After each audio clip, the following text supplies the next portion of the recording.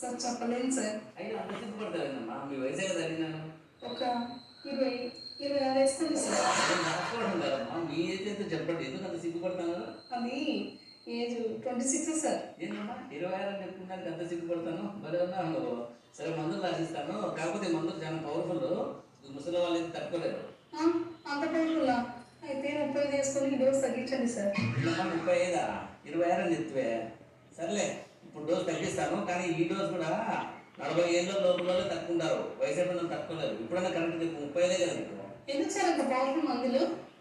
ఏదో 45 వేసుకొని కొద్దిగా డోస్ తగ్గించండి. ఏందమ్మా 45 ఏళ్ళ? ఎందుకమ్మా మాటి మాటికి ఏజ్ పెంచుతాను, డోస్ తగ్గిస్తాను?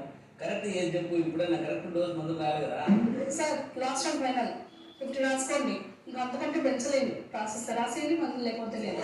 50 ఏళ్ళ 26 అని చెప్పి పేరు మొదలు పెట్టి భలే ఉన్నావు. ముందే వయసు చెప్తే ఏమైతే చెప్పు. సార్ వయసు రాయకండి, ఎవరితో చెప్పండి సార్.